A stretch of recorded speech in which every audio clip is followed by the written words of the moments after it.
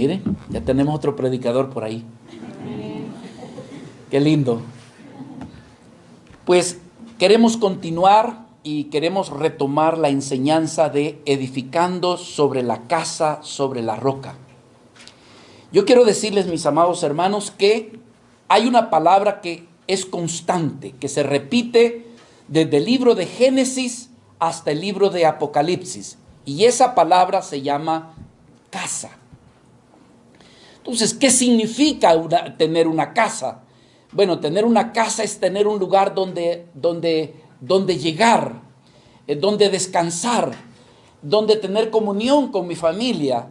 Hablar de casa es un lugar donde yo me puedo refugiar. Hablar de casa es un lugar donde yo puedo realmente pasar tiempo, ¿verdad? No solamente con mi familia, sino recibiendo a otros. Y esta palabra tiene un gran significado. Para nosotros, la palabra casa significa un lugar donde somos acogidos y nos sentimos bien. Cuando nosotros vamos a adquirir una casa, bueno, hay veces que lo primero que nos impresiona es lo bonita que es, la apariencia. Pero después de eso, entramos y comenzamos a ver, aparte de lo bonita, qué tan segura es. Porque como les digo yo la vez pasada, ya hace años, muchos años de esto, cuando recién iniciábamos en nuestro matrimonio, bueno, ya teníamos como 7, 8 años, pero queríamos comprar una nueva casa. Y entonces nos fuimos a un lugar, como a mí me gustan las cosas del bosque y todo eso, a un lugar que se llamaba Santa Elena, ¿cómo es algo así? Sí, se me escapa, Bosques de Santa Elena. Entonces vimos, hermanos, que algunas estaban ya hechas, otras estaban en proyecto, y nosotros veíamos las casas y aparte de eso un bosque muy bonito. Y le dije a mi esposa, aquí va a ser. Pero resulta que también teníamos unos hermanos en Cristo que ya habían comprado anticipadamente por esa zona. Y de repente, hermanos, me dicen, nos vamos a cambiar de casa. Pero yo les decía, pero si se acaban de pasar. Me dice, la casa se nos ha empezado a agrietar. Y entonces, ¿qué sucedía? Que toda esa zona, en realidad, aunque las casas eran muy bonitas, rodeado de un bosque, hermanos, esa casa el terreno había sido rellenado y entonces era un terreno inseguro.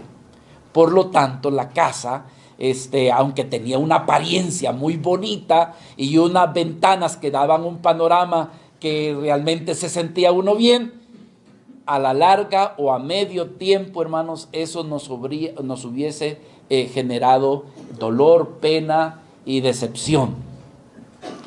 Pero hablando de la casa, quiero decirles que en la palabra del Señor encontramos en el libro de Génesis, por primera vez encontramos la palabra casa, capítulo 28, versículo 17, y también encontramos en Apocalipsis, el último libro de la Biblia, este término de casa. Por ejemplo, se dice que cuando Jacob iba donde su suegro, ¿verdad?, que su futuro suegro, de repente Jacob se recuesta en un lugar, pone una piedra de almohada y comienza a tener un sueño.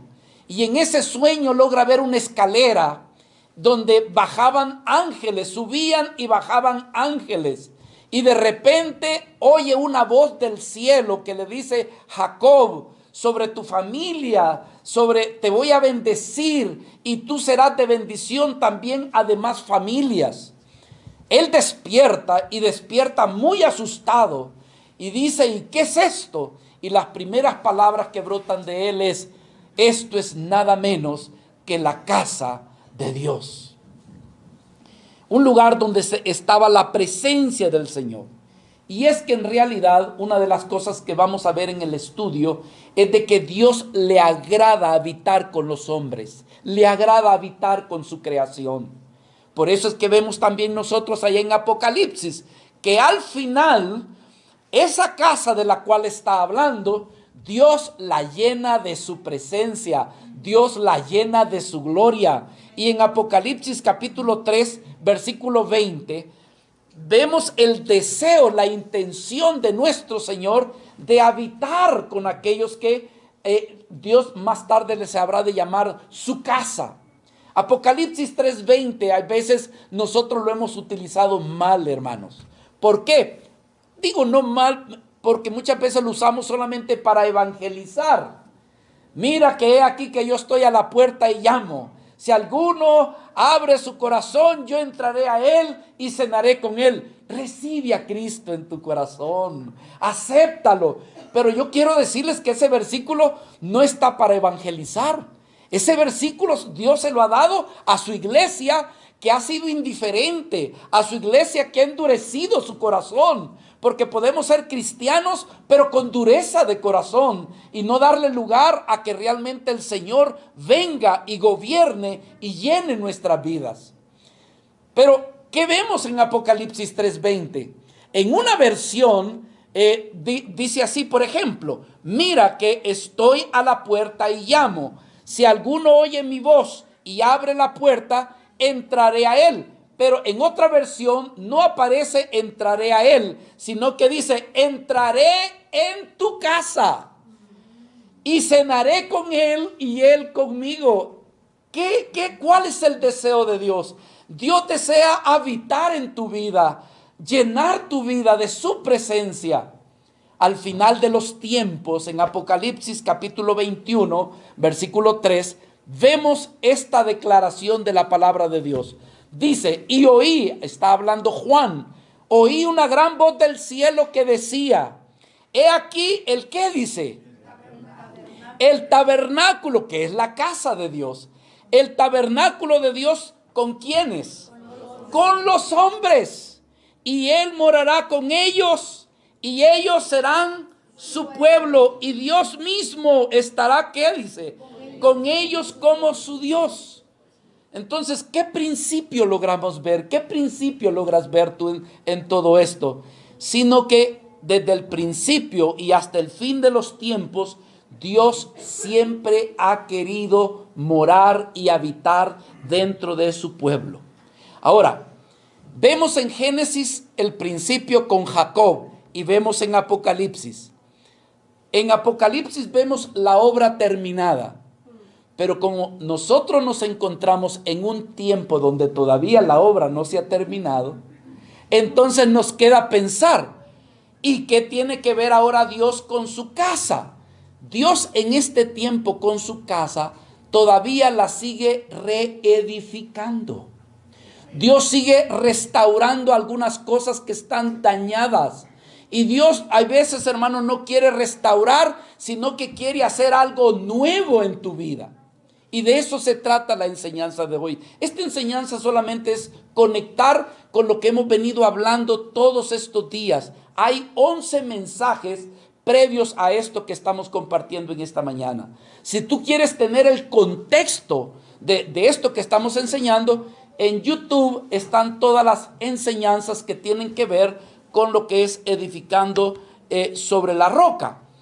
Por ejemplo, después de Jacob, hubo la experiencia de que nace un pueblo en Egipto, prácticamente se desarrolla, y luego que el pueblo sale de Egipto, Dios invita a Moisés a que haga una casa, un tabernáculo. ¿Y qué tiene que ver eso? Con que Dios quiere acompañarlos. Éxodo capítulo 25, del 8 al 9, esto le dijo Dios a Moisés, harán un santuario, y observe, por favor, vea el principio, mi oración, y no he orado todavía, mi oración es que Dios te haga sensible en esta mañana y que logres detectar principios para que al final tú logres ver el deseo de Dios para con tu vida. ¿Qué vemos aquí en medio de Génesis y de Apocalipsis? El deseo de habitar Dios con los hombres. Harán un santuario para mí, dice Éxodo 25, del 8 al 9, y habitaré, ¿qué dice? ¿Se da cuenta que es el mismo principio? Habitaré en medio de ellos, y conforme a lo que yo te muestre, el diseño del tabernáculo y el diseño, dice, de todos los utensilios, ten cuidado. Moisés, que no se te ocurra hacerlo a tu manera. Que no se te ocurra que porque no te gustó mi diseño, tú quieras cambiar el diseño. Porque de toda la forma como yo te he dicho, y le dice una palabra muy importante. Así lo haréis. No como el cantante que aquel dice, a mi manera. ¿Verdad que no? No, dice, lo vas a hacer a mi manera. Si tú me le cambias algo, entonces no te va a dar el mismo resultado. Así que tiene que ser a mi manera. Más adelante, este tabernáculo que anduvo por el desierto fue restituido, no realmente quitado, sino que cuando ya se tuvo la tierra prometida y comenzó a reinar, por ejemplo, en la época de Saúl, Saúl no le tuvo mucho aprecio a la casa de Dios. No le tuvo mucho aprecio. Es más, cuando le preguntaron a Saúl, oye Saúl, ¿y dónde está el tabernáculo? ¿Y dónde está el arca? Bueno, parece que fulano quizá la tiene. No le dio valor. Sin embargo, cuando fue quitado Saúl, aparece David. Y con David es otra cosa. Con David el arca se vuelve una chulada para él. Porque comienza a apreciar, él sabe que allí está simbólicamente la presencia de Dios, que entonces comienza a traer el arca. ¿Dónde estaba el arca? Estaba en Obed-edom. Y entonces de repente dice, tráiganse el arca. Bueno, David era tanto el aprecio a el arca que representaba la casa de Dios, que ni siquiera mandó a traerla. Él se fue a traerla. Imagínense qué aprecio por Dios. Que entonces se fue con su ejército y toda la gente que lo acompañaba y se fue a traer el arca. Y él venía feliz, contento, alegre, porque traía el arca y tan contento venía que hasta brincaba de alegría. Saltaba usted. Y entonces todos decían, órale, este sí que ama a Dios. Sí que ama la presencia del Señor. Porque venía saltando y saltaba tan fuerte usted que quizás pues eran minifaldas las que usaba David o qué sé yo. Porque dice que hasta se le levantaban las faldas. Y Mical, que era la esposa de David, le daba vergüenza que su marido viniera haciendo esa pantomima usted. Y dice, qué pena, o sea, la pobre mujer decía, pena ajena la que me da aquí ahorita, de ver a mi marido haciendo esa vergüenza. Llega David a su casa feliz, alegre, contento. ¿Y cómo lo recibe su mujer? Molesta. Qué gran vergüenza la que has tenido, David. ¿Cómo es posible que el rey haya tenido la vergüenza, que se le haya visto hasta los calzones, que venía brincando? ¿Y sabe qué dijo David?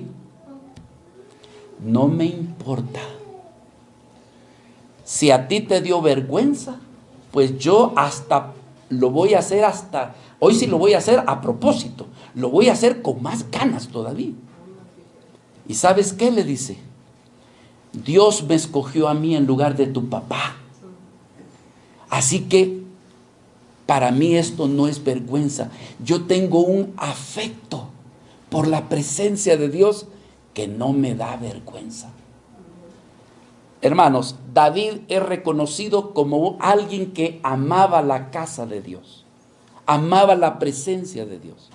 Que tan es así, hermanos, que pasado aproximadamente 200 años después de David, 260 años, resulta que después de que David murió, el pueblo, hermanos, otra vez comenzó a menospreciar la casa de Dios.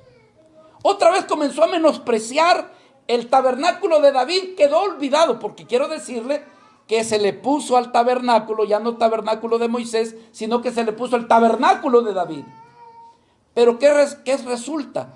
Que la gente se fue olvidando, la gente se fue menospreciando, y 260 años aparece un profeta llamado Amós. Y Amós dijo estas palabras, capítulo 9 del libro de Amós. David sabía que la casa no era para los hombres, sino que la casa era casa de Dios. Así lo había dicho él allá en Crónicas 29:1, por si usted quisiera ver. Pero la escritura a la que lo quiero llevar es Amós capítulo 9, versículo 11. Fíjese lo que 260 años después, David ya había muerto, el pueblo se le había olvidado, habían menospreciado el arca, y entonces este profeta que estaba viviendo en épocas de indiferencia a Dios, dijo estas palabras. En aquel día, estaba profetizando de parte de Dios. En aquel día, yo levantaré el tabernáculo que, ¿qué dice?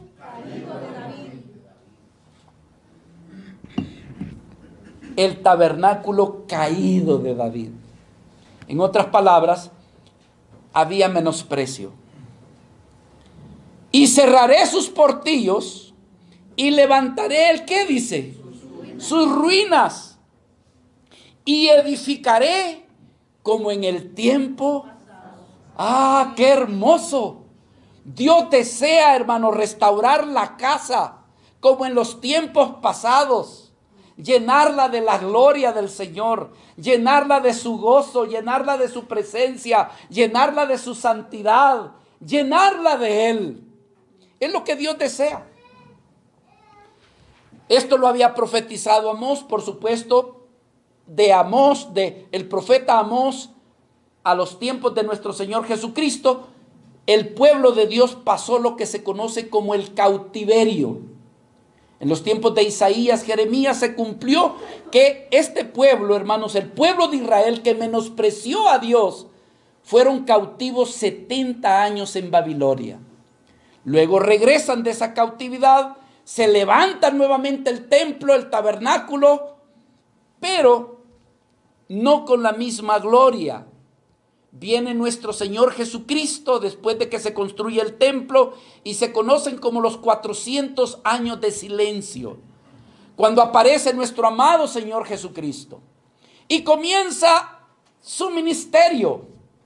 Y de repente, hermanos, los apóstoles, los discípulos le dicen en un pasadía que se fueron por ahí con el Señor, iban pasando por el templo cuando uno de los discípulos le dice: oye, Señor, ¿ya te diste cuenta qué chulada de templo el que tenemos aquí? Herodes había levantado ese templo en aproximadamente más de 40 años, se me escapa la precisión, pero más de 40 años, creo que 46 o 42 años, 46 años se habían tardado en edificarlo. Y cuando le dicen a nuestro Señor Jesucristo: ¿ya te diste cuenta qué hermoso el templo que tenemos? Y Jesús dijo estas palabras: destruid este templo y yo lo edificaré en 3 días. Y entonces todo dice: órale, ¿qué nueva arquitectura habrá que traer el Señor? Porque lo que estaba sucediendo, que el Señor estaba hablando ahora de un nuevo templo, del templo de nuestras vidas, donde ya la casa, el templo, no sería de ladrillos, sino que su casa sería una casa espiritual. Cristo muere, mis hermanos, es ascendido a los cielos, los discípulos comienzan su ministerio. Pasado aproximadamente unos 20 años, 15, 20 años, los discípulos comienzan a extender el evangelio por todo, por Asia Menor, Antioquía y todos esos lugares. Y hay algo que les sorprende. Y les sorprende cómo los gentiles, los que no son judíos, comienzan a creer en Jesucristo.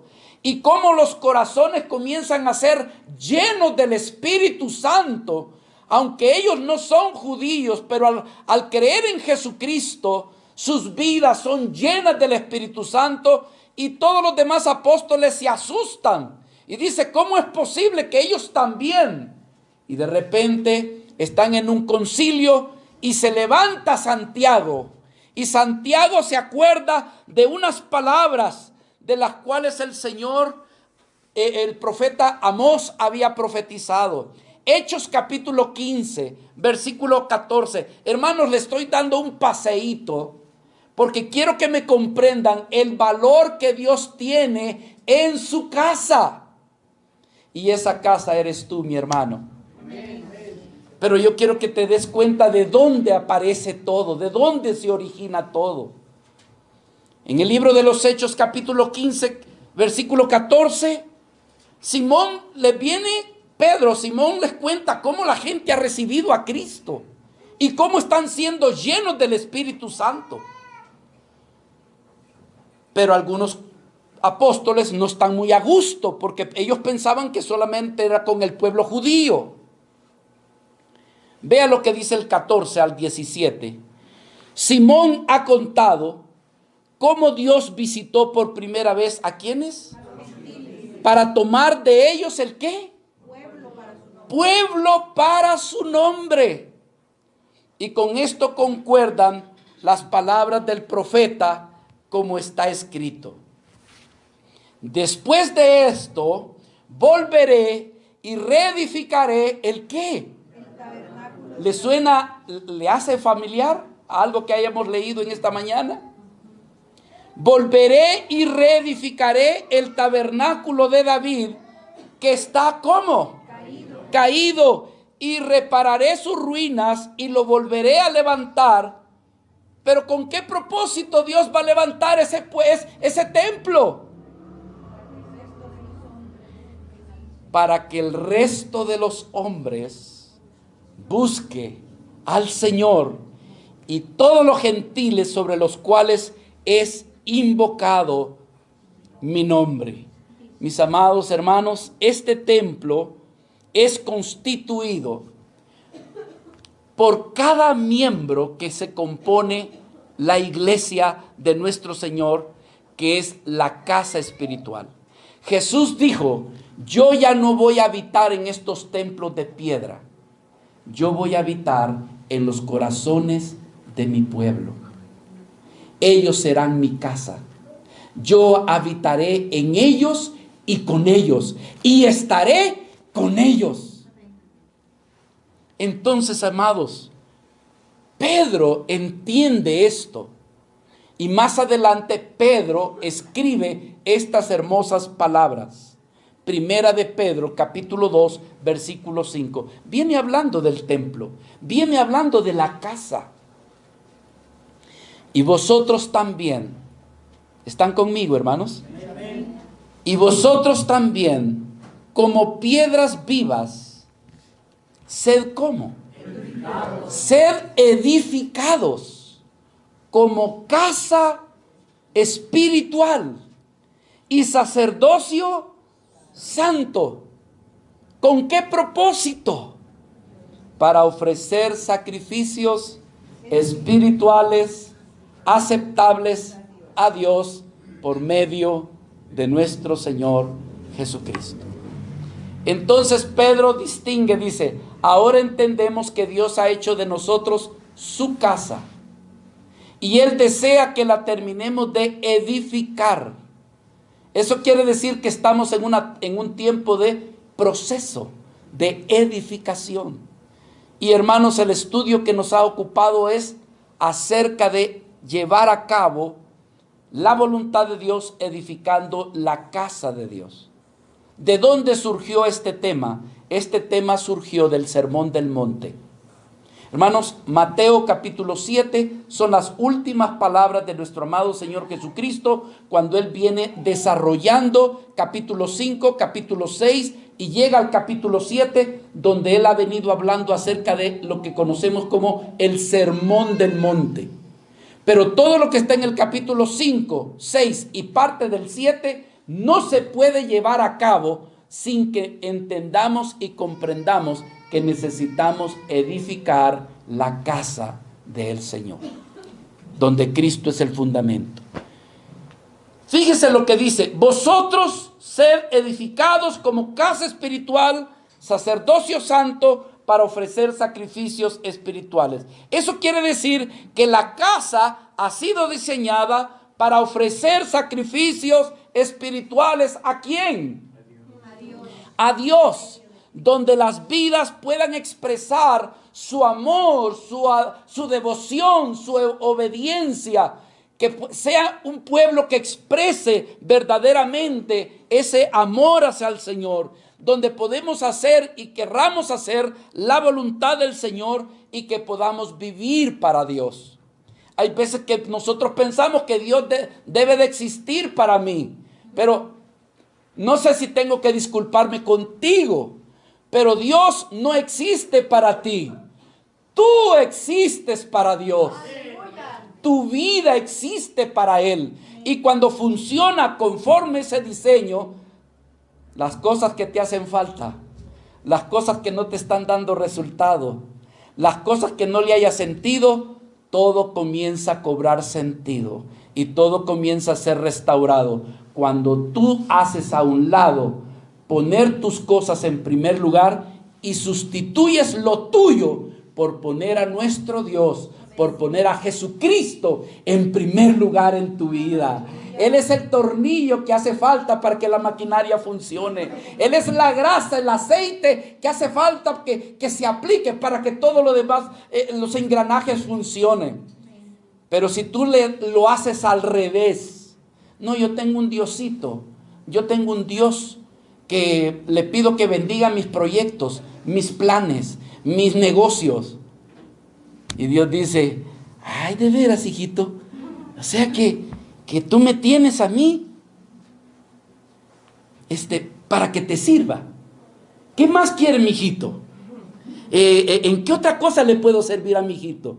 No, hermanos, es al revés. Nosotros somos sus siervos. Nosotros somos la creación de Él, que nos creó para alabanza y gloria de su nombre. Cuando ponemos a Dios en primer lugar en nuestra vida, todo lo demás comienza a funcionar conforme a su voluntad. No lo sustituyas, no lo cambies. Pon a Cristo primero en tu vida y verás que todo lo demás viene por añadidura. Pregunta, ¿cómo puedo ser edificado? ¿Cómo mi vida es edificada? En primer lugar, te diría, hermano, pon tus ojos en Cristo. Pon tu corazón en el Señor. Debes de orar pidiéndole al Señor que Él sea tu mayor interés. Tu oración debe de decirle, Señor, haz a un lado mi orgullo. Señor, mi orgullo me estorba. Mi egoísmo me estorba. No logro ver tu voluntad porque gobierna más mi egoísmo, mi orgullo. Hermanos, muchas cosas en nuestros hogares, en nuestras familias e inclusive en la iglesia, en todo el mundo, no funcionan bien porque lo que gobierna es el orgullo, lo que gobierna es el egoísmo. ¿Cómo, hermanos, podemos edificar? ¿Cómo puedes tú edificar tu vida? Acércate con un corazón humilde. Acércate al Señor con humildad. Recibe la palabra de Él, pero con interés. Recibe y profundiza en el conocimiento de nuestro Señor Jesucristo. Trata de no entretenerte en cosas vanas que tu vida no es edificada. Y te vas a ir dando cuenta que cuando tus ojos se han fijado en Cristo, cuando te interesas en la voluntad de Cristo, cuando te impulsan los negocios de Cristo, te garantizo, amado hermano, que poco a poco las cosas van tomando el rumbo que corresponde a lo que sería la voluntad del Señor. Señor dice en su palabra que tú y yo somos el templo del Señor. En 1 Corintios capítulo 3, versículo 16, vayan conmigo a ese versículo. Dice, ¿no sabéis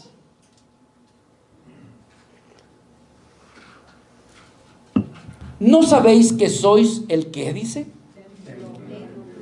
La palabra templo es sinónimo de casa. ¿No sabéis que sois templo de Dios? Y que el Espíritu de Dios, ¿cómo dice?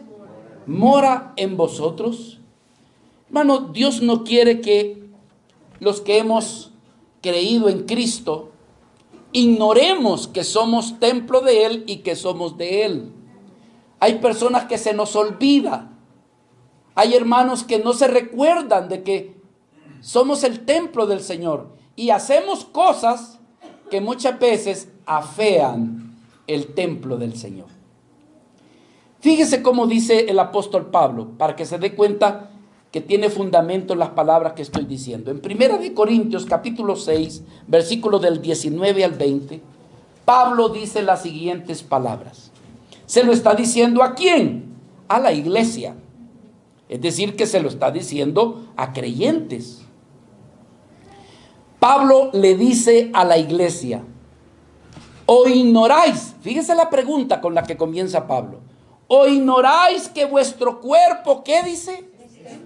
Es templo del Espíritu Santo, el cual está en vosotros, el cual tenéis de Dios. Y considera esto, por favor. ¿Saben qué dijo David cuando comenzó a construir la casa? Dijo, he dado todos mis tesoros, he dado todo lo que tengo para que se construya la casa. Porque la casa de Jehová, observe lo que dijo David, la casa de Jehová no es para los hombres, la casa es para Dios. Tu vida, amado hermano, cuando cobra conciencia de que tú le perteneces al Señor, comienzas a cuidarla de una mejor manera. Cuidas lo que oyes, cuidas lo que miras, cuidas lo que hablas, cuidas a dónde vas a visitar, porque tú sabes que esta casa no es tuya. Le pertenece al Señor. Fíjese, dice, ¿o ignoráis que vuestro cuerpo es templo del Espíritu Santo, el cual está en vosotros, el cual tenéis de Dios, y que no sois vuestro, porque habéis sido comprados por precio? Glorificad pues a Dios, ¿a dónde, hermanos? En vuestro cuerpo y en vuestro espíritu, los cuales le pertenecen a Dios. ¿Cuántos decimos en esta mañana, yo le pertenezco a Dios? Levanta tu mano. Yo le pertenezco a Dios. Yo soy de Dios. Esto te va a dar seguridad. Porque vayas donde vayas, tú vas a decir, Dios está conmigo. ¿Por qué? Porque Él me cuida. Le pertenezco a Él. Soy de Él, por Él, y también soy para Él. Y Dios dice, ¿cómo que no te voy a cuidar si eres mío? ¿Cómo que no te voy a proteger si me perteneces? Es más, nadie tiene derecho a poner ninguna mano sobre ti porque tú eres mío. Y entonces tú comienzas a caminar con más seguridad, sabiendo que le perteneces al Señor.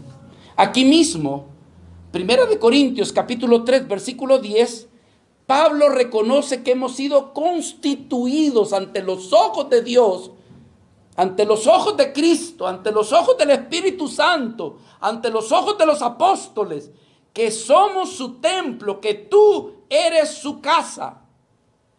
Y dice la Escritura, conforme a la gracia de Dios, ¿están allí? Me ha sido dada, yo, dice el apóstol Pablo, como perito arquitecto, ¿qué hice? Sobre esa casa puse el fundamento. Y otro, ¿qué dice? Edifica, pero cada uno, y aquí te viene tu trabajo. Esta es la parte intermedia entre Génesis y Apocalipsis. Esto es lo que te corresponde a ti, mi querido y amado hermano. Pero cada uno, ¿qué dice? Disculpen que he venido un poco sordo esta mañana. Pero cada uno mire cómo sobre edifica. Porque nadie puede poner otro fundamento que el que está puesto, el cual es Jesucristo. Habiendo dicho esto, con esta breve introducción, quiero conectar con todo lo que hemos venido hablando. Para mis amados hermanos nuevos que están aquí, les pedimos disculpas, porque puede que se haga una gran interrogante y dice, bueno, ¿y de qué ha venido hablando el hermano? Hermano, estuvimos desarrollando casi por medio año el Sermón del Monte, cada parte del Sermón del Monte, y llegamos a una conclusión, que todo lo que está en el Sermón del Monte no lo podemos llevar a cabo por nuestra voluntad propia o por nuestra capacidad o por nuestra fuerza. No podemos. Necesitamos depender de nuestro amado Señor Jesucristo. Necesitamos edificar en la persona de Jesucristo para que con su gracia y con su ayuda, todo lo que está en el Sermón del Monte se pueda llevar a cabo. Se oye muy bonito el Sermón del Monte, pero hermanos, esa fuerza, esa capacidad, solo está en la persona de nuestro Señor Jesucristo. Y entonces Jesucristo, como una cereza del Sermón del Monte, dice estas palabras que es donde hemos arrancado. Mateo capítulo 7, son las últimas palabras del Sermón del Monte, versículo 24 al 27. Escuchen, aquí está esto. Cualquiera pues, ¿están conmigo, hermanos? Nuestro amado Señor Jesucristo va a hacer uso del símil o de una metáfora para hablar acerca de la casa o del templo. Escuchen. Cualquiera pues que me oye estas palabras, ¿cuáles? Las que viene hablando del Sermón del Monte, y las hace, le compararé a un hombre prudente que edificó el, ¿qué dice? Su casa sobre la roca. Descendió lluvia, vinieron ríos y soplaron vientos y golpearon contra aquella casa. Pero ¿qué pasó con esa casa? No cayó, porque estaba fundada sobre la roca. Pero cualquiera que me oye estas palabras, pero no le interesa, no le pone atención, no las hace, le compararé a un hombre insensato que edificó su casa sobre la arena. Descendió lluvia y vinieron ríos, soplaron vientos y dieron con ímpetu contra aquella casa y cayó. ¿Y qué dice, hermanos? Fue grande su ruina. Pregunta, ¿de qué se trata esto? ¿Quiénes son los que edifican esa casa que pudo permanecer y aguantar? ¿Quiénes son? ¿Quiénes son esas personas? Número uno, ponga atención quiénes son esas personas. Ya lo estuvimos viendo, pero estoy resumiendo. Número uno, son aquellos que han creído en Cristo como su Salvador y también como su Señor, porque una cosa es que Cristo sea tu Salvador y lo otro es que Cristo sea tu Señor. ¿Quiénes son estos? Son creyentes que Dios les concedió el milagro de nacer de nuevo. Los que han nacido de nuevo oyen la palabra, se interesan y edifican. En otras palabras, hermanos, son hijos nacidos de Dios. Escuchen esto, por favor. Una persona que no ha nacido de nuevo, sus motivaciones muchas veces no son el Señor, no es el Señor.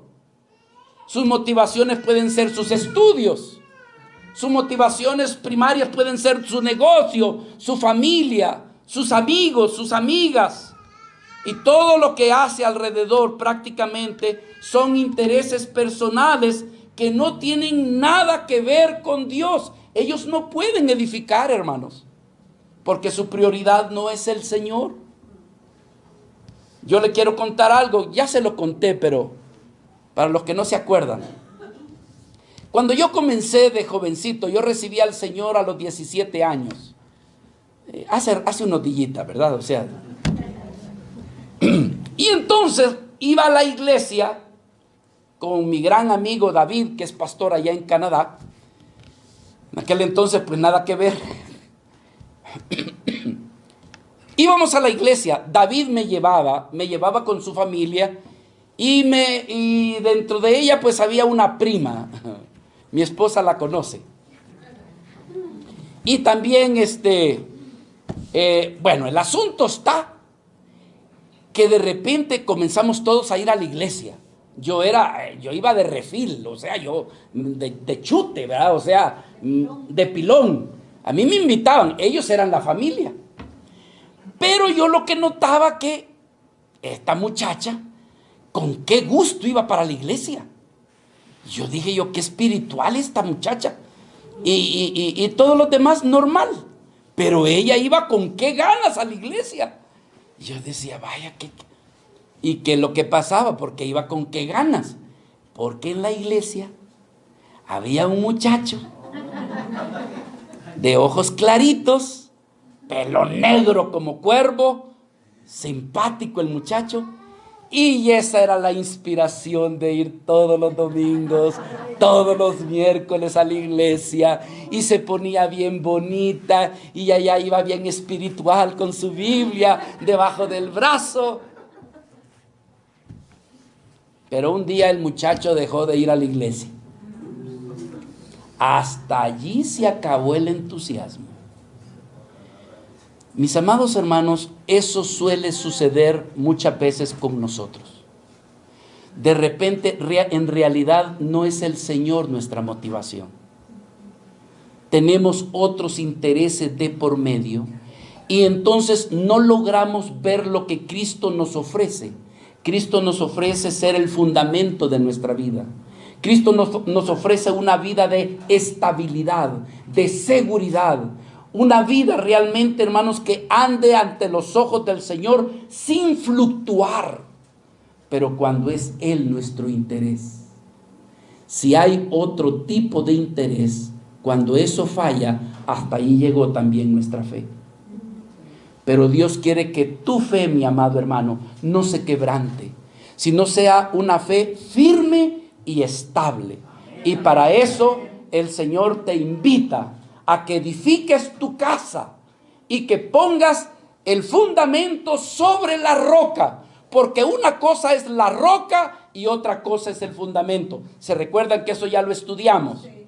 Y voy a hacer una pequeña carrerita, vamos a ver si me da resultado. No, también yo aquí, porque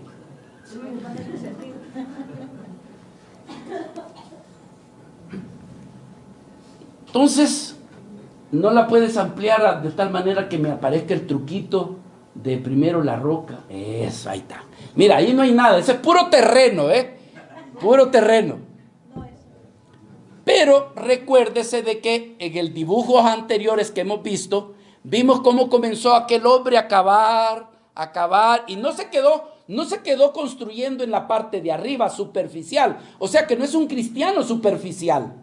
Es un cristiano que dice, espérate, yo no me conformo con lo superficial, yo quiero profundizar.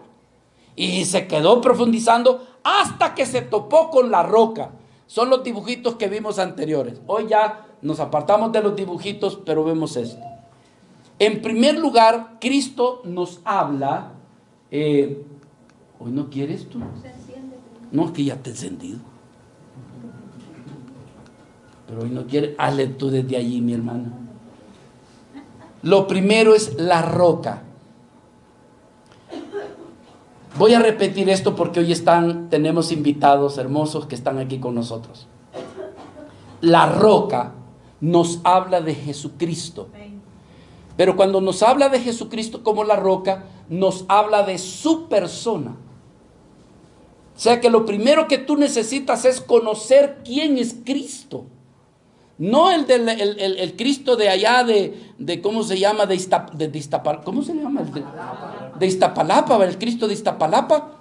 No, hermanos, ni el de Semana Santa, ni el de Navidad. No, que tú conozcas la deidad, la divinidad, los atributos de Cristo, la naturaleza de Cristo, y que tengas una experiencia con ese atributo, que tengas una experiencia con ese Cristo, a tal punto que puedas decir: estoy verdaderamente conociendo a mi Señor, ahora sí lo estoy conociendo. De oídas lo había oído, pero ahora sé quién es Él.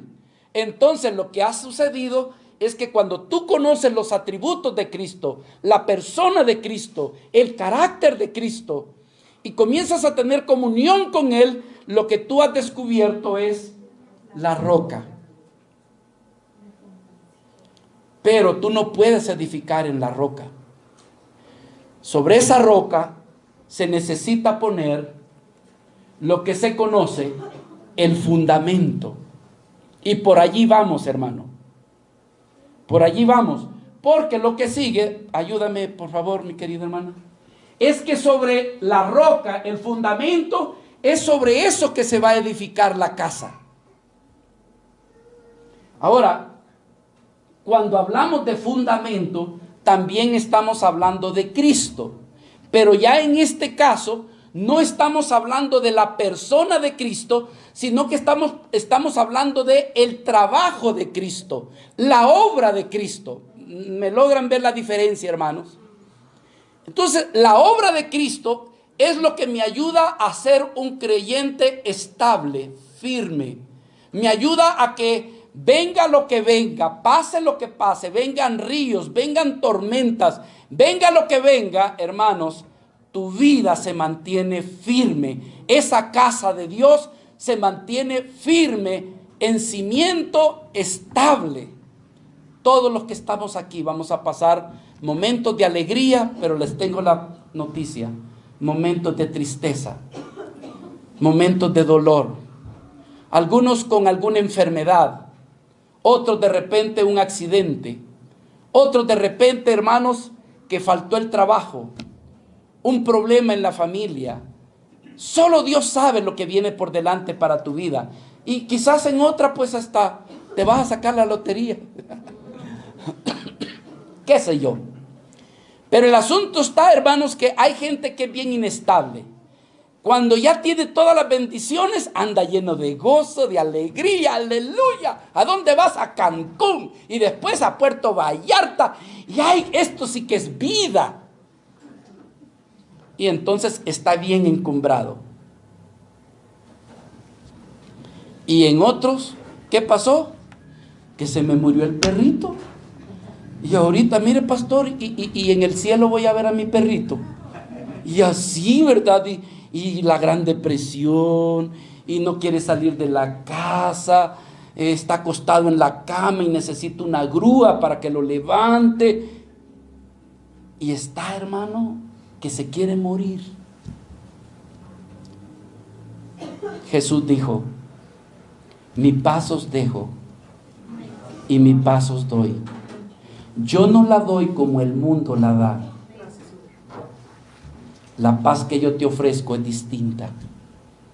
¿Cuál es la paz que Cristo te ofrece? En medio del problema, en medio de la enfermedad, en medio de la necesidad. Esa no es la paz que el mundo tiene, hermanos. El mundo tiene paz cuando tiene dinero. El mundo tiene paz cuando goza de que se les mira las abdominales, las tablitas, los músculos. Allí sí se siente con paz, con alegría. Pero Jesús dijo: yo no te ofrezco la paz que el mundo ofrece. La que yo te ofrezco es cuando estés pasando en medio de la tribulación. Entonces, el Señor lo que te ofrece es una roca estable. Que aunque sentís que te vas para el cielo, no te mueves, estás estable. Y aunque la cosa se puso fea, te mantienes, te puso estable. Porque Jesucristo es la roca de fundamento firme. Y aparte de eso, el fundamento. Mis amados hermanos, nuestro Señor desea que tú edifiques. El apóstol Pablo, cuando presentó el fundamento, Pablo está diciendo: ahora ustedes sobreedifiquen. Yo ya puse el fundamento, dijo Pablo. Ahora mire cada uno cómo sobreedifica. Hermanos, en el libro de Hebreos, ya estoy, ¿verdad?, declinando. Capítulo 3 nos habla de que debemos de ser participantes, no indiferentes. Nuestro estudio, la idea es que tú seas estable, hermano. Hay vidas que hoy sienten una cosa, mañana sienten otra, y se manejan solo por puros sentimientos. Hermanos, nuestros sentimientos nos traicionan, ¿sí o no? Sí. Un día sientes una cosa y otro día sientes otra. ¿Se acuerdan el caso de aquella muchacha que se quiso casar con la hermana de David, con la hija de David? ¿Cuántos se recuerdan de eso? Levanten la mano. ¿No han leído la Biblia? ¿Abigail? No. Así, ¿verdad? No sé por qué, en qué lío me acabo de meter ahorita, pero el asunto está, hermano, que David tenía varios hijos e hijas de diferentes mujeres. Pues resulta que uno de los hijos de David, ¿verdad?, medio hermano, estaba enamorado de su media hermana. Y entonces decía, ay, la fulanita, yo sin ella me muero. Yo realmente me gusta, cuánto la amo. Y hermano, un amor enfermizo. Un amor, fíjese qué sentimientos dices que yo la quiero, yo la amo. Y vino el consejero, el gran cuate de este hombre. Hacete el enfermo, le dijo. Y dile a tu papá, o sea, al rey David, que mande a tu hermana con la que estás enamorada, a Tamar, gracias, que te mande a tu hermana Tamar a que te haga allí una sopita de algo allí para que te reanime. Y entonces, va. Y así fue. Llega David a ver a su hijo. Oiga, mi hijo, ¿qué le pasa? Ay, aquí que estoy enfermo, papá. ¿Y cómo te alivias? Si le dices a mi hermana Tamar que me prepare una comidita, que de seguro con esa yo me levanto. Ya fue el rey David y le dijo, mira, mija, allá tu hermano está enfermo. Necesita que tú le ayudes. Ve a hacerle una tu sopita. Tal vez sea así. Y va. Y cuando llega la Tamar, hermano, el hermano, ¿qué es lo que hace de ella? Que la agarra. Acuéstate conmigo, le dijo.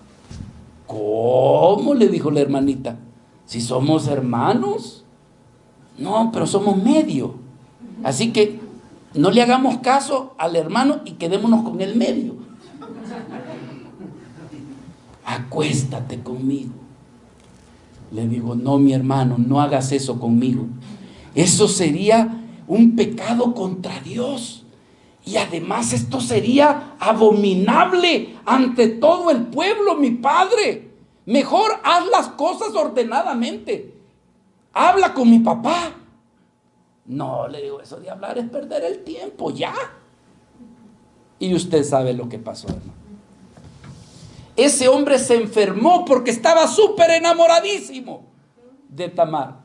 Después que la poseyó, la repudió y dice que la odió más que cuando la amó. ¿Se da cuenta cómo nuestros sentimientos y emociones nos traicionan, hermano?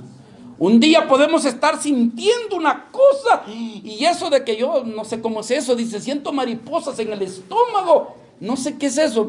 Yo me enamoré de mi amada esposa y nunca la sentí, pero lo que yo sentía por ella realmente era algo, pues imagínense, ya 38 años juntos. Lo que le quiero decir, amado hermano, que las emociones son inestables. Hoy puedes sentir, mañana no puedes sentir. Hay una cosa que sí te puede mantener firme. Si tu vida está siendo edificada sobre Jesucristo, nuestra roca, la roca inconmovible. Por tanto, hermanos santos, ¿qué dice? Hebreos capítulo 3, del 1 en adelante. Por tanto, hermanos santos, participantes del llamamiento celestial, considerad al apóstol y sumo sacerdote de nuestra profesión, Cristo Jesús, el cual es fiel al que lo constituyó, como también lo fue Moisés. ¿A dónde? En toda la casa de Dios. Porque de tanto mayor gloria que Moisés es estimado y digno este. Pero ¿quién es este? Cristo Jesús. Cuanto tiene mayor honra que la casa el que la hizo. Porque toda casa es hecha por alguno, pero el que hizo todas las cosas es Dios. Pongámonos de pie, mis amados hermanos. En el nombre del Señor, recibe esta palabra, hermanos. Tú eres la casa de Dios. Tú eres su casa. Lo único que estás en una etapa de edificación. En esa etapa. Al final de los tiempos, la casa ya va a estar terminada. Dios la va a llenar con su gloria. Dios se la va a presentar a sí mismo. Y Él reinará como hasta el día de hoy. Pero dice la Escritura, por los siglos de los siglos. Tú eres esa casa. No te descuides. Edifícala. Interésate por Cristo. Yo no te estoy diciendo que no, interésate en el Señor. Yo sé que tú tienes tus responsabilidades. Hay padres que tienen que estar velando por sus hijos. Vidas que tienen negocios en estos tiempos tan difíciles que estamos viviendo. Trabajos. Yo entiendo, hermanos, que tenemos responsabilidades. Pero la pregunta es, ¿y solamente a nosotros nos tocó vivir un tiempo de responsabilidades? Nuestros padres nunca tuvieron responsabilidades. Nuestros abuelitos nunca tuvieron responsabilidad. Todo el mundo vivió una época de responsabilidad. Entonces para Dios eso no le extraña. Él está diciendo, mira, mijo, con todo y esa gran responsabilidades que te has echado encima, porque no te las eché yo, todo eso que te has tirado encima, ponme en primer lugar en tu corazón. Dame el lugar que a mí me corresponde en tu vida. Y partiendo de allí, edifica la casa. ¿Cómo la voy a edificar? Pon tu corazón, pon tus ojos en Cristo. Como dijimos hace un rato, acércate con humildad. Reconoce que realmente el Señor no ha estado gobernando tu vida, que eres tú el quien ha estado dirigiendo tu vida. Reconoce lo que por eso es que te está pasando lo que te está pasando, porque no le has dado el lugar que al Señor le corresponde. ¿Cómo puedes edificar tu vida? Interésate por la palabra de Dios y lo que busques en la Biblia. No andes buscando cómo me va a ir bien a mí, cómo me voy a sacar. No, busca el tesoro que está en la Biblia. Y ese tesoro es Cristo. Busca cuando leas la Escritura, ¿dónde está Cristo? Aquí en este versículo. Y luego dile como George Mueller, que después de que leía la Biblia, el pasaje que le había interesado, lo hacía su motivo de oración. Lo que había leído. Amado hermano, te exhorto con mucho cariño, con mucho amor.